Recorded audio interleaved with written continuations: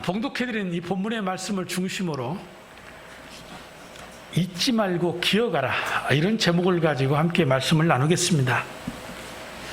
어떤 여집사님이 술 좋아하는 남편을 전도를 했습니다. 그런데 아내가 하도 교회를 가자고 졸라대니까 어느 주일에 이 술 좋아하는 남편이 교회에 나갔습니다. 그런데 예배를 드리고 말씀을 듣는 중에 졸기 시작하는 겁니다. 그러다가 깜짝 놀랄 만한 소리에 잠에서 깼습니다. 목사님 말씀이 이겁니다. 다음 주에 맥주를 드리겠습니다. 이웃들을 데리고 초청해서 교회에 나오시기 바랍니다. 사실은 목사님이 그렇게 말씀하신 게 아닙니다. 사람들은 자기가 듣고 싶고 자기가 해석하고 싶은 대로 해석을 하는 건데, 이때에 이 남편이 졸다가 들었기 때문에 그렇게 들린 겁니다. 목사님이 이렇게 말했습니다. 다음 주에는 맥주 감사주일입니다. 이웃들과 함께 초청해서 우리 교회에 나오시기 바랍니다. 이렇게 말씀을 하신 겁니다. 그런데 이 남편이 잘못 듣고 밖에 나가 친구들에게, 야, 이번 주일은 1년에 한 번 맥주 주는 날이래.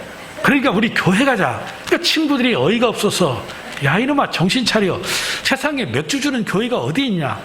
그런데 이 남편이 한가닥 고집이 세요. 그러니까 친구들에게, 진짜야, 내가 똑똑히 들었어. 만약에 이게 거짓말이면 내가 너희들에게 술 한 판 거하게 쏠게. 그러니까 친구들이, 그래? 그러면 한번 가보자 하고 교회에 왔습니다. 예배를 마치고 식당에 내려가 식사를 하는데 남편이 딱 앉자마자 자리를 벌떡 일어나서 손을 들고, 권사님, 맥주 여기 10병이요 소리를 질렀답니다. 정말 고맙습니다. 1부 때는 아무도 안 웃었습니다. 정말입니다. 분위기가 왜 이런지 모르겠어요.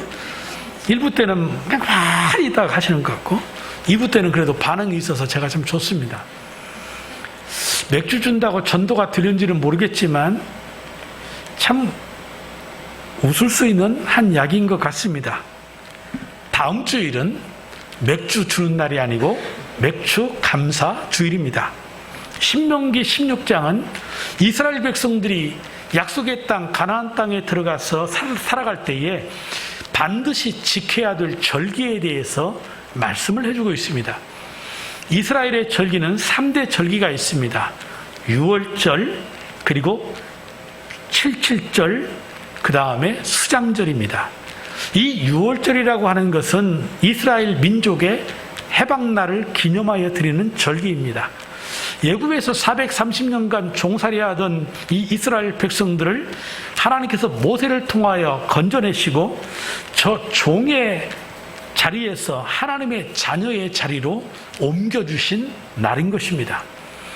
그리고 그 다음에 오늘 본문의 말씀의 77절은 우리가 잘 아는 맥주 감사주일과 동일한데 밀과 보리를 수확하여 하나님께 드리는 절기입니다. 그리고 수장절은 추수 감사주일로 1년의 농사를 해서 그 열매를 창고에 거둬들이며 그 은혜에 감사하는 절기인 것입니다. 우리나라에는 구정과 설과 그리고 추석이 있지요. 그런데 이 우리나라의 이 명절과 이스라엘의 명절에 차이점이 있습니다. 이스라엘의 명절은 누가 중심입니까? 하나님입니다. 그러면 우리나라의 설과 추석에 이 중심에는 누가 있습니까? 조상들이 있습니다. 이러한 차이가 있는 겁니다. 그래서 오늘 우리는 이스라엘의 세절기 중에 맥주절에 대해서 말씀을 듣도록 하겠습니다. 오늘 본문에 하나님께서 77절을 지켜라 이렇게 말씀하십니다. 그런데 말씀드린 것처럼 77절이 맥주절인데 왜 그러면 다른 용어를 사용할까? 77절이라는 것은 이제 3, 4월에 이 밀과 보리를 거두는 첫째 낫을 대는 날로부터 시작해서 77은 49, 그래서 77절입니다. 그리고 하루가 지나면 우리가 말하는 오순절, 오순절이라고 그렇게 부르는 겁니다. 바로 그 기간의 날짜에 초점을 두고 있기 때문에 칠칠절이라 이렇게 부르는 거고, 이 밀과 보리에 초점을 둘 때에는 맥추감사절이라고 그렇게 부르는 것입니다. 어쨌든 이 맥추절, 칠칠절은 밀과 보리, 처음 익은 곡식을 추수해서 하나님께 바치는 절기인 것입니다. 그런데 사실 이러한 절기를 오늘 현대에 와서 우리 성도들이 과연 어떻게 이해하고 있을까? 왜냐하면 이 이스라엘의 절기는 대부분 이스라엘의 역사와 또한 이 농업과 농사 시기와 연결되어 있습니다. 우리의 역사와도 다르고 또 농사 짓는 시기나 때로는 추수하는 곡물들의 이름도 같지 않기 때문에 이 절기를 우리가 과연 따라서 해야만 될까? 라는 의문이 드는 것도 사실이라는 얘기입니다. 그런데 우리가 이 성경을 읽다 보면 하나님께서 이 3대의 절기에 대해서 굉장히 강조하고 있다는 것입니다. 그런데 말씀드린 것처럼 이 맥추절을 비롯한 이 절기를 과연 우리가 이 시대에 문자적으로 지킬 수 있을까? 사실은 불가능합니다. 그러니까 우리가 이 절기를 지키지 않아도 되지 않을까 이런 생각하는 것도 어쩌면 충분히 그럴 수 있다는 생각도 듭니다. 그런데 여러분, 여기서 우리가 밀농사를 짓느냐 안 짓느냐, 무슨 다른 농작물을 재배하느냐 안 하느냐, 여기에 초점을 두시면 안 됩니다. 하나님이 초점을 두시는 것은 밀과 보리가 아니라 그것을 지키라고 하신 또 다른 영적인 의미, 하나님의 마음이 있다라는 것입니다. 우리는 그래서 이 절기를 통해서 밀과 보리에 관심을 두지 마시고 왜 하나님께서 이 절기를 우리에게 지키라고 했는가, 이 하나님이 우리에게 말씀하시는 정신을 깨달아야만 되는 것입니다. 여러분, 하나님이 왜 우리에게 맥추절을 지키라고 하셨을까요? 여러분, 일단 절기, 기념일, 기념하라, 바로 그 말 그대로입니다. 절기는 기념하라는 것입니다. 여러분들이 왜 생일을 매년마다 생일을 지키죠? 케이크 먹기 위해서? 미역국 먹기 위해서입니까? 사실은 지켜도 그만, 안 지켜도 그만일 수는 있겠지만 생일을 기념함으로 인해서 내가 올해 몇 살이구나, 그래도 내가 한 60년 이렇게 살아왔네, 참 여러 가지의 우여곡절의 삶의 굴곡들도 많았지만 내가 60년 여기까지 살아온 거 참 감사하구나, 이 마음을 갖는다면 생일이 이분에게는 굉장한 의미이고 또 달려갈 한 해 새로운 기대를 가지고 자기가 열심히 건강하게 무엇인가 목적한 바를 위해서 살아야 되겠다, 이러한 결단의 시간이 들 수 있는 겁니다. 왜 부부들이 결혼 기념일을 소중하게 여기는 것입니까? 여러분, 부부들이 결혼해서 살아가면서 처음 결혼했을 때의 그 마음을 갖고 살기가 쉽지 않은 겁니다. 살아가면서 변합니다. 남편도 변하고 아내도 변하고, 그러면서 때로는 멀리 떨어진 것 같은 남남과 같은 그러한 삶도 있습니다. 그런데 결혼 기념일을 맞이해서 그때의 그 마음, 서로 사랑하고 다짐했던 그 기억들을 생각하며 멀어진 부부가 서로 가까워지는 계기가 될 수 있는 것, 이런 의도라면 결혼 기념일은 그 부부들에게는 또 다른 출발점과 같은 것입니다. 그렇습니다. 맥주 감사주일도 똑같습니다. 하나님께서 우리에게 이 맥주 절기를 지키라, 혹은 유월절을 지키라, 수장절을 지키라고 하는 것은 기억하라는 데에 초점이 있는 것입니다. 신명기에 맥추절을 지키라고 하는 말씀이 처음 등장합니다. 이때에는 이스라엘 백성들이 약속의 땅 가나안 땅에 들어가기 전이었습니다. 그러니까 한 번도 이들은 사실 아직 농사도 지어보지 않았고 추수의 경험도 없는 그러한 사람들이었습니다. 우리가 잘 아는 것처럼 출애굽 1세대는 예굽에 살면서 비록 종의 신분이었지만 하는 일이 농사 짓는 일이었습니다. 직접적으로 농사를 경험하지 않은 다른 분야에서 일을 했던 사람일지라도 농사를 어떻게 짓는가를 보기라도 했을 것입니다. 그런데 지금의 이 가나안 땅을 들어가기 목전에 두고 있는 이 출애굽 2세대들은요, 단 한 번도 농사를 지어본 적도 없고 농사를 짓는 것을 경험해 본 적도 없는 사람들입니다. 지금 그들이 하나님의 약속의 땅에 들어가 처음으로 씨를 뿌리고 가꾸어서 추수를 했다. 얼마나 감격스럽겠어요. 이전까지는 하나님이 주신 만나만 먹고 살았는데 이제는 다양한 채소와 곡물들, 다양한 것들을 재배해서 그것들을 먹는다. 얼마나 기쁘고 감격스럽겠어요. 아마 환호성을 지르지 않았겠어요. 그런데 그 순간에 하나님이 하시는 말씀이 그겁니다. 너희들 하나님의 은혜를 잊지 말고 기억하고 살아야 된다. 바로 이 말씀을 하시는 겁니다. 그래서 우리를 보고 맥주 감사의 절기를 지키라고 하신 것입니다. 지금 우리 한국 교회는 유월절을 지키지 않습니다. 그러나 하나님의 교회는 이단이지만 거기는 유월절을 굉장히 강조합니다. 그것을 왜 지켜야 되고 왜 우리는 지키지 않는가, 이거에 대해서는 이 시간에 말할 건 아니니까 지나가고, 적어도 우리가 1년에 2번 감사절을 지키지요. 추수의 감사주일과 맥주의 감사주일. 그런데 문득 이런 생각을 해봤어요.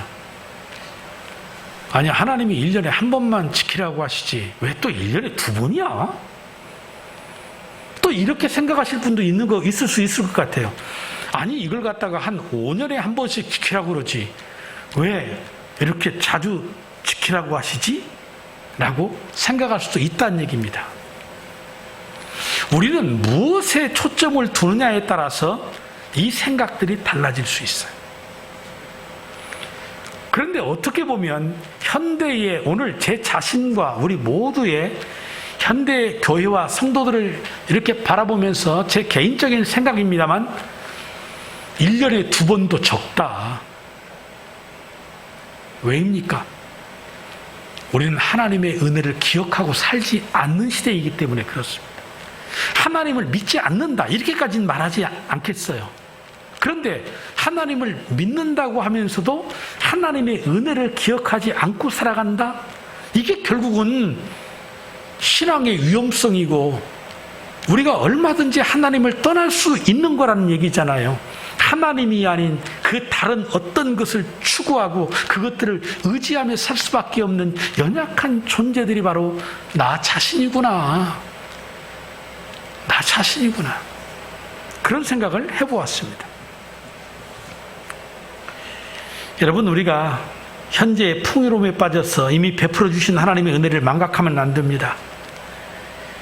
때로 지금 우리들이 누리고 있는 것이 마치 자기의 능력이고 자기의 수고의 결과물이라고 그렇게 생각하면 안 됩니다. 모든 것이 하나님이 우리에게 주신 은혜일 뿐인 것입니다. 이걸 기억하라는 겁니다. 그래서 하나님은 우리의 마음을 너무나도 잘 알고 계세요. 우리가 누구인지 알아요. 그래서 신명기 8장 11절로 14절을 보세요. 하나님의 말씀입니다. 오늘 내가 너희에게 전하여 주는 주의 명령과 법도와 규례를 어기는 일이 없도록 하고 주 너희의 하나님을 잊지 않도록 하여라. 너희가 배불리 먹으며 좋은 집 짓고 거기에 살지라도 또 너희의 소와 양이 번성하고 은과 금이 많아져서 너희의 재산이 늘어날지라도 혹시라도 교만한 마음이 생겨서 너희를 이집트 땅 종살이하던 집에서 이끌어내신 주 너희의 하나님을 잊어버리는 일이 없도록 하여라.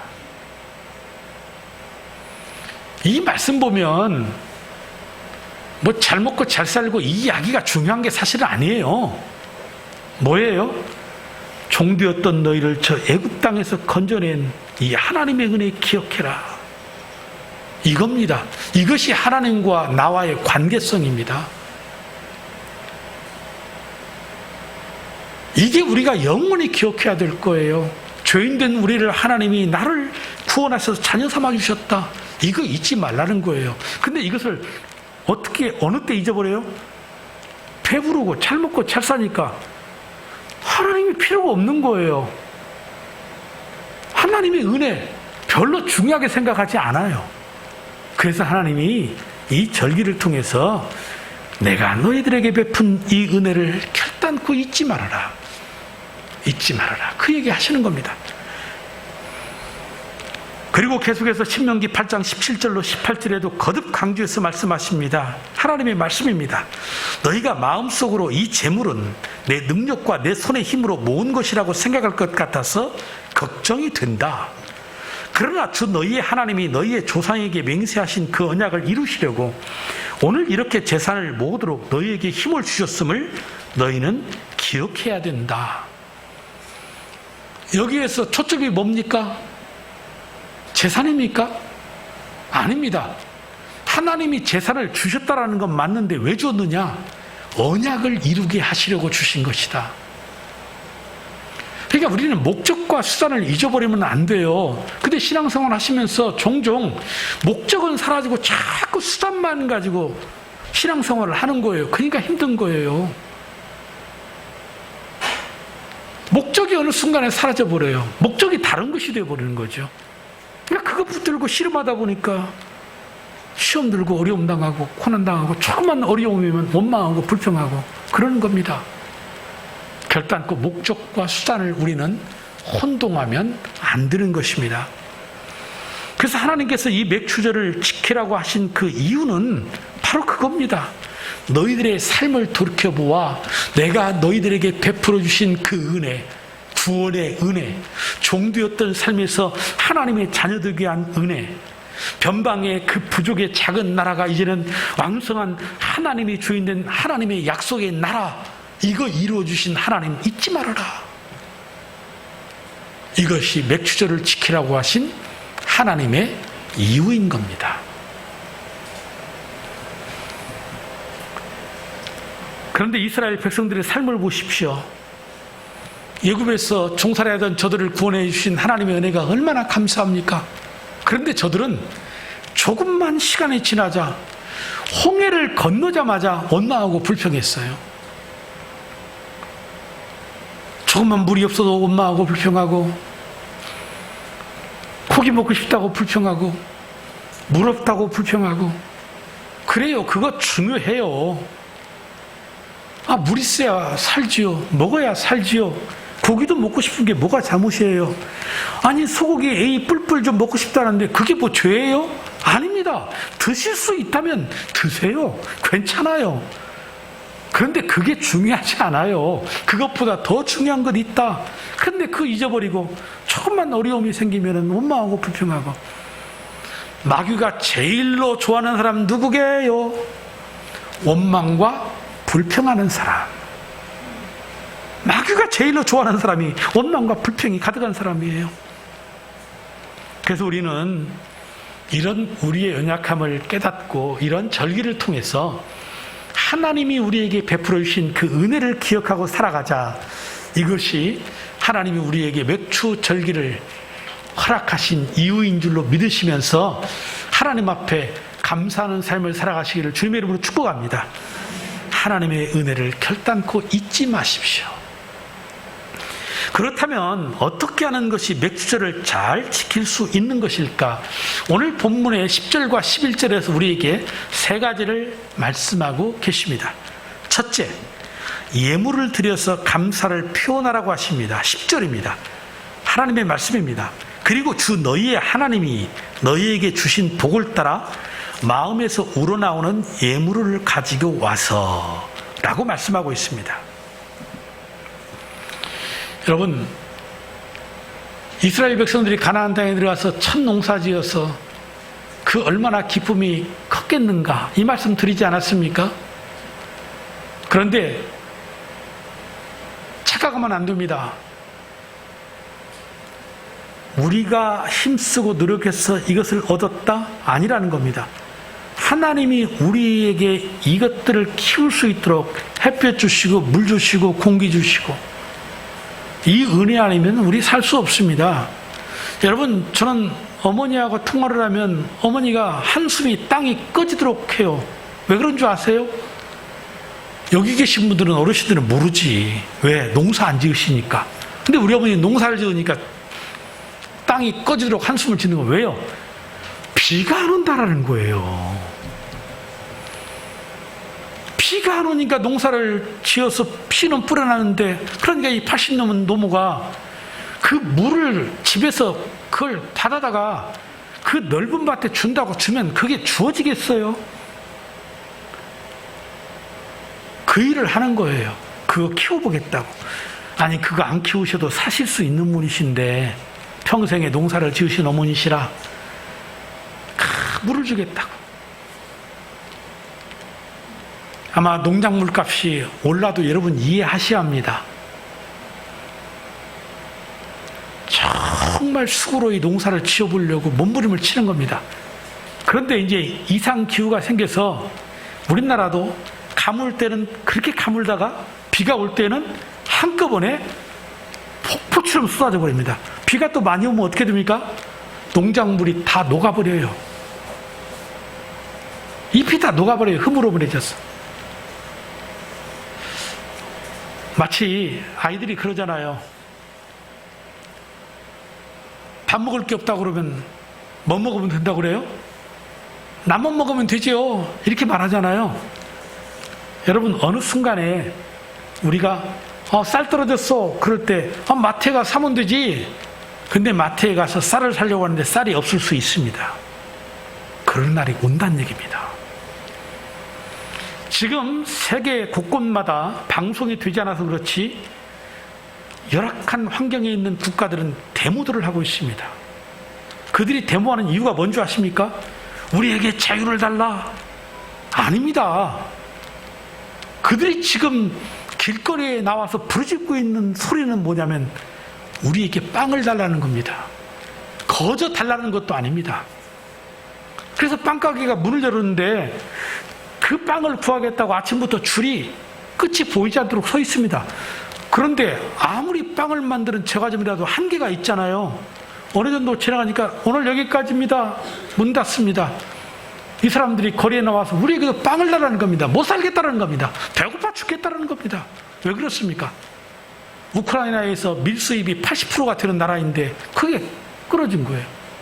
한 나라의 전쟁이 가지고 오는 이 파장, 코로나19가 가지고 오는 이 경제적인 지금 위기의 파장, 지금 우리 정말 긴장할 때입니다. 특히 우리 젊은이들 긴장해야 합니다. 위기입니다.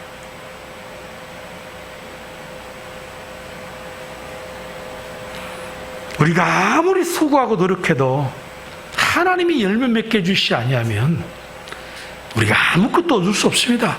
하나님이 지켜주시지 아니하면 우리 살아갈 수 없는 것입니다. 이것을 깨닫고 하나님 앞에 그 은혜 잊지 말고 하나님 앞에 감사해라 라고 하시는 것입니다. 혹 이렇게 말할지도 모르겠습니다. 꼭 예물을 드려야만 되나? 마음이 중요하지. 그런데 우리 하나님이 우리 마음을 너무나 잘 아세요. 왜 우리들이 이런 생각을 하는지. 아까 말했잖아요. 우리의 마음의 초점이 어디에 있기 때문이에요. 어디에 두느냐에 따라 달라지는 거예요. 마태복음 6장 21절에 그래서 주님이 이렇게 말씀하세요. 너희 재물이 있는 곳에 너희 마음도 있다. 마치 내 전곡을 찌르는 것 같지 않아요? 여러분, 마음이 있으면 그러니까 드리는 겁니다. 이 마음이 있으니까 사랑하는 사람이 뭐가 되면 뭐라도 주고 싶은 거예요. 사랑하는 사람에게. 마음이 없어 보세요. 안 줘요. 아내들이 서운한 게 뭔지 아세요? 생일이었는데 남편이 다이아 반지 안 해줬다고 손에서 삐지는 줄 아세요? 안 그래요. 줄 수 있는 능력이 됨에도 안 할 때. 아, 내 남편은 나보다도 다른 것을 더 좋아하는구나. 그게 서운한 거예요, 사실은. 없는데 무엇을 해달라는 게 아니잖아요. 당신과 나와의 관계가 뭐냐는 거예요. 그러니까 이게 안 되는 게 바로 난데, 이게 안 되는 사람이 나예요. 참 제가 돌이켜보면 우리 아내 참 좋은 사람 같아요. 저하고 이렇게 살아준 것만 해도, 셋이나 낳고 살아준 것만 해도 그냥 감사할 일이에요. 제가 이제 60대에서 철들었나 아니면 앞으로 노년이 내가 좀 걱정돼서 미리 알아서 기는지는 몰라도 맞는 말 같아요. 왜냐하면 이런 말씀 준비하면 내가 왜 다른 사람 생각하겠어요. 내 자신을 생각하지. 근데 참 결혼 기념일이라고 전기밥솥 사주는 남자, 그게 무슨 결혼 기념일이에요. 근데 우리 아내는 순진하게도 그게 좋다고, 그게 결혼 기념일에 받을 선물이에요? 전기밥솥이? 우리 어느 한 목녀가, 사모님 혹시 목사님이 중고 사주신 거 아니에요? 오메, 어떻게 그걸 알았을까? 근데 사실은 전기밥솥은 중고는 사준 건 아니었고, 쓸데없는 얘기같이 보일지 몰라도 그게 제 자신이었다는 얘기를 하는 겁니다. 정말 중요한 것을 내가 잊고 살았구나 라는 겁니다. 여러분, 하나님이 우리에게 드리라 라고 하면 드리는 겁니다. 하나님이 기준인 거죠. 그리고 분명히 알 것은 하나님이 그렇게 드리라고 할 때에는 우리를 위해서입니다. 우리를 축복하시기 위해서인 겁니다. 우리에게 이 물질이라고 하는 거 굉장히 소중한 겁니다. 그런데 하나님에게는 돈이 그 종이 조각이죠. 그 돈이 쇳덩이에 불과하지요. 하나님이 그 종이를 받으십니까? 하나님이 그 쇳덩이를 받으십니까? 아니잖아요. 하나님이 그 속에서 그 행위를 통해서 지금 무엇을 받으시겠다라는 거예요? 마음을 받으시겠다. 그래서 예물이라고 하는 겁니다. 예물. 그 속에 담긴 마음이라는 겁니다. 예단. 다 똑같은 겁니다. 그런 의미입니다. 무엇을 해왔느냐를 따진다면 그 굉장히 수준 낮은 사람입니다. 그것밖에 모르는 사람이 취하는 행동입니다. 그런데 그 예물 속에, 그 예단 속에 마음을 알 수 있어요. 저 가정이 우리의 가정을 어떻게 생각하고 우리 가정이 저 가정을 어떻게 생각하는가. 그게 바로 예단인 겁니다. 마음인 겁니다. 마음. 그래서 여러분들이 정성껏 준비한 예물을 하나님께 드릴 때 하나님이 여러분들의 그 마음을 받으시고 축복해 주실 줄로 믿습니다. 저는 우리 성도들에게 이 하나님의 말씀을 통하여서 오늘 정확하게 헌금의 자세에 대해서 제가 말씀드립니다. 제 얘기 아닙니다. 여러분들이 왜 부담을 갖느냐? 목사들이 과거에 이런 걸 통해서 어떻게든지 헌금을 많이 내게 하기 위해서 취했던 어떠한 설교들, 목적이 돈 헌금 걷는데 있기 때문에 그러겠지요. 그런 속에서 우리 성도들이 갖는 그 반감, 목적은 사라지고 성전을 건축하기 위한 수단으로, 무엇인가를 이루려고 하는 수단으로 자꾸 성도들을 축복이라는 이름 하에서 자꾸 그러다 보니까 성도들이 이제는 싫은 거죠. 나라도 싫겠어요. 충분히 그 마음 이해할 수 있어요. 근데 하나님이 말씀하신 말씀은요, 그 말씀 그대로 들으세요.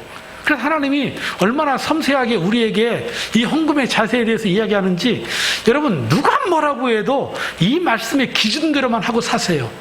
하나님의 말씀이니까. 첫 번째가 뭡니까? 주신 복을 따라 감사라는 겁니다. 10절 말씀 보십시오. 그리고 주 너희의 하나님이 너희에게 주신 복을 따라 감사하면 됩니다. 뭐 감사할 것이 없다면 감사하지 않아도 될 거예요. 하나님 말씀이잖아요. 너에게 주신 복을 따라 감사해라. 찬송가 429장에 보면 받은 복을 세어보아라.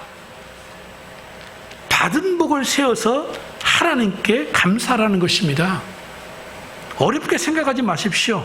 그저 맥주 감사절 돌아오면 6개월 동안 하나님이 우리 가정과 우리 자손들과 나에게 베푸신 은혜, 여러분들의 마음에 복이라고 생각되는 그 받은 복을 따라서 하나님 앞에 드리면 되는 겁니다. 복이 없다고 생각하신다면 드리지 않아도 되지 않겠어요? 왜? 하나님이 주신 복을 따라 드리라고 그랬으니까. 그리고 두 번째, 이 표준 세번역 성경에는 나오지 않지만 개역 개정에는 이렇게 표현되어 있습니다. 내 하나님 여호와 앞에 77절을 지키되 내 하나님 여호와께서 내게 주신 복을 주신 대로 내 힘을 헤아렸어. 힘대로 하라는 겁니다. 무리해서 하라는 얘기가 아닙니다. 뭐 헌금을 하기 위해서 빚을 내고 뭘 팔고 뭐 그러란 얘기가 성경에 어디 있습니까? 초대교회 성도들이 땅을 팔고 뭐 팔았다. 그건 하나의 서술이라고 제가 생명의 삶에서 말씀드렸어요. 그때 그랬다라는 거지 그렇게 하라고 하신 적이 없으세요. 그러실 필요가 없어요. 그저 여러분들이 할 수 있는 만큼. 그런데 앞에서 말씀드린 것처럼 할 수 있음에도 불구하고 안 하는 건 인색함이지요. 그러면 거기에는 마음은 없겠지요. 그러니 그게 모순인 거지요. 그래서 말씀드린 것처럼 하나님이 주신 복을 헤아려서 하면 되는 거고 힘 닿는 대로 하면 된다. 그리고 마지막 세 번째 뭡니까? 10절 마지막 절에 그랬습니다. 마음에서 우러나오는 예물을 가지고 와서 마음에서 우러나오는 예물. 억지로 하지 말란 얘기입니다. 체면치레로 하지 말란 얘기입니다. 형식적으로 하지 말란 얘기입니다. 여러분 이 세 가지만 기억하시면 되는 겁니다. 하나님과 나와의 관계 속에서 물질을 드릴 때 뭐 목사도 생각할 거 없고 교회도 생각할 거 없어요.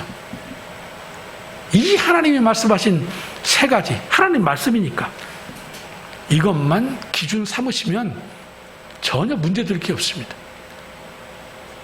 드리고 복받지 못하는 예물이 아니고 드려서 복받는 예물이 되어야 그것이 하나님의 축복이 아니겠습니까? 자, 그렇다면 두 번째, 맥주절을 어떻게 지킬까? 첫째가 예물을 드려서 감사하라고 그랬는데 두 번째는 이웃과 함께 할 것을 말씀하십니다. 11절입니다. 너희는 주 너희의 하나님이 당신의 이름을 두려고 택하신 그곳에서 너희와 너희의 아들과 딸과 남종과 여종과 성 안에서 같이 사는 레위 사람과 떠들이와 고아와 과부까지 또 함께 주 너희의 하나님 앞에서 즐거워해야 된다. 하나님은 절기를 지킬 때 혼자만 지키라고 하지 않으셨습니다. 먼저는 너희와 너희의 아들과 딸들과 함께입니다. 온 가족들이 함께입니다. 그리고 두 번째가 뭡니까? 우리의 이웃들, 특별히 가난한 자들과 함께 맥주절을 지켜라. 이스라엘 백성들도 과거에 종되었던 적이 있습니다. 힘들고 어려웠던 적이 있습니다. 그때를 기억하면서 주위의 이웃들과 저들의 형편을 살펴서 함께 절기를 지켜라. 어떻게 해요? 이 말씀을 읽다 보면 뭐 다른 데 자꾸 초점 있는 것 같지만 마지막에 뭐라고 그랬어요? 즐거워하라. 굉장히 중요한 말씀이에요. 절기는 단순히 의무가 아니에요. 말씀드린 이 정신을 가지고 함께 더불어 즐거워해라. 축제입니다. 그래서 오늘 일부 예배 끝나고 잠시 이 장로님과 함께 오신 집사님들하고 그냥 가볍게 의논을 했습니다. 왜냐하면 건의가 들어왔어요. 뭐라고요? 아니 목사님 추수감사주일에는 뭐 음식도 차려놓고 떡도 하고 뭣도 하는데 왜 맥주감사주일에는 맥주감사주일만 지키라고 그러고 아무것도 우리 안 해요? 즐거워해야 되는데 하다못해 떡이라도 좀 하면 안 돼요. 그래서 이런 건의가 있는데 어떻게 할까 그랬더니 떡 하면 좋죠 그러더라고요. 우리 권사님들 의논해서요. 다음 주에 떡 하세요. 특별히 어떤 날입니까? 온 가족이 함께 모이는 날이죠. 온 목장의 식구들이 함께 모이잖아요. 우리 이제 새로운 마음을 가지고 새 출발하자고 지금 우리 달려가기로 지금 작정하고 가는 거잖아요. 다음 주에 떡 먹고 힘냅시다. 교회에서는 먹지 말고 집에 가지고 가셔서 드시면서 힘을 내셔서 우리 새롭게 시작하십시다. 지금 우리 주변 교회들 코로나 이후 참 어렵습니다. 뭐 다른 교회 이야기하면 그렇지만 우리 교회만 이야기하겠습니다. 우리 교회 수준만 돼도 코로나가 영적으로는 위기가 있고 뭐 어쩔지 몰라도 교회에 그렇게 큰 어려움 없었습니다. 하나님의 은혜이지요. 우리 성도들의 기도와 헌신이지요. 그런데요, 우리 주변의 작은 교회들 너무나 힘들어합니다. 가정교회는 그래도 목자, 목녀들이 있고 목원들과 함께 이 가족이라고 하는 이러한 공동체를 통해서 흔히 하는 말로 선방했다. 다 그렇게 표현을 해요. 그래도 흔들리지 않는 게 가정교회였다라는 걸 다 그렇게 목사님들이 이야기를 해요. 이야기를 들어보면 많은 연약한 성도들이 이 코로나, 이 팬데믹 과정에서 교회를 떠나갔다는 겁니다. 그리고 재정적으로 너무나 어려운 겁니다. 이번 주 시찰방에 저희 이 수지 지역 인근에 있는 이 교회가 시찰이라고 그러고 그 시찰들이 모여서 노이라고 하는데 시찰의 시찰방에 이런 글이 올라왔습니다. 한 교회가 재개발되는 그 안에 있는데 재개발되면서 이제 교회를 헐어야 돼요. 강제로 부순다라는 거예요. 근데 오갈 데가 없는 거예요. 성도들은 코로나 가운데 떠나가고 그런 와중에 성도들은 흩어지고 갈 곳이 없다. 이 교회를 좀 돕자. 지금 당장 1,000만 원이 필요하다. 이렇게 글이 올라왔어요. 그러면서 이 맥주 감사주일에 우리 교회들이, 시찰교회들이 조금만 협력해서라도 이 교회를 좀 도와주자. 그런 글이 올라왔어요. 또 한 교회는 수지에 가까운 곳에 있는데 상가의 건물에 교회가 있는데 갑자기 이 건물이 경매가 되어버린 겁니다. 교회가 뭐 잘못한 거 있어요? 그러니까 그 건물에 새들어 사는 것밖에 없었잖아요. 근데 어느 날 갑자기 경매가 된다는 겁니다. 그래도 참 주인을 잘 만났어요. 목사님에게는 미리 말씀을 주인이 해준 거예요. 그래서 취할 조치를 취해서 재정적인 손실은 없는 것 같아요. 그래봤자 얼마 안 되지만. 근데 문제는 뭐예요? 다른 곳으로 이제 옮겨가야 되는데 아시잖아요. 얼마나 올랐는지. 감당이 안 되는 거예요. 그러니까 발만 동동 구르고 있는 거예요. 이게 현실에 지금 우리 주변의 교회들이다. 그래서 저는 그 시찰방의 글을 읽으면서 하나님, 오늘의 이 말씀처럼 어려운 이웃들과 어려운 교회들을 우리가 조금이나마 섬길 수 있다면 이번 맥주 감사주일 이 헌금을 통해서 우리 이런 교회들을 좀 도와보자. 그런 마음이 우리에게 생겼습니다. 우리 예일교회도 함께 동참하기를 저는 원합니다. 바로 그것입니다. 이웃들과 함께. 이 절기를 너 혼자만 즐거워하지 말고 이웃들과 가난한 자들과 함께, 가난한 이웃들의 교회들과 함께, 연약한 교회들과 함께 즐거워해라. 그리고 세 번째, 맥주절을 잘 지키려면 어떻게 해야 되느냐? 하나님이 택하신 곳에서 드려야 된다. 11절 보십시오. 너희는 주 너희의 하나님이 당신의 이름을 두려고 택하신 그곳에서, 이곳이 어디입니까? 바로 예루살렘, 오늘의 교회인 것입니다. 맥주절을 드릴 때 교회에서 드려라. 교회에 모여서 드려라. 그 말입니다. 그래서 이 신명기 16장을 여러분들이 읽다 보면 하나님이 너희는 주 너희의 하나님이 당신의 이름을 두려고 택하신 그곳에서 지켜야 한다. 이 말에 대해서 6번을 강조를 하세요. 6번을 강조했다는 것은 그만큼 중요하다는 얘기겠죠. 그래서 절기를 잘 지키는 것은 자기의 사적인 장소가 우선 자신의 개인적인 삶의 우선순위가 중요한 게 아니고 하나님 앞에서 하나님이 정한 교회에서 공동체로 하나님께 이 절기를 지켜야 된다라고 말씀을 하는 것입니다. 그래서 다음 주일 우리가 맥주 감사주일로 드리면서 온 가족의, 온 목장의 식구들이 공동체로 함께 예배를 드리자고 말씀을 드리는 이유가 여기에 있습니다. 하나님의 말씀인 것입니다. 오늘 우리는 왜 맥주를 지켜야 되는가? 그리고 어떻게 지키는 것이 맥주를 잘 지키는 것인가? 이것에 대해서 말씀을 나눴습니다. 말씀을 맺습니다. 망각이 은혜라는 말이 있습니다. 곧 잊어버리는 것도 은혜다. 여러분, 저는 이 말에 동의할 수 있습니다. 예를 들면 어떤 불의의 사고로 말미암아 상처를 가지고 사는 사람이 있어요. 자녀를 잃어버렸다고 생각해 보세요. 그런데 그 부모가 이 상처를 잊지 못하고 매일매일을 살아간다면 살 수 있겠어요? 그런데요, 자식을 보내고 사랑하는 사람을 보내고 나서도 밥 먹잖아요. 왜 그런 줄 아세요? 잊어버리니까. 그리고 그것보다도 먹고 싶은 욕구가 더 강하니까. 그러니까 사는 거예요, 사람이. 과거에 받은 상처를 가지고 그걸 잊지 못하고 산다고 생각하면 매일매일 분노하고 설 수밖에 없어요.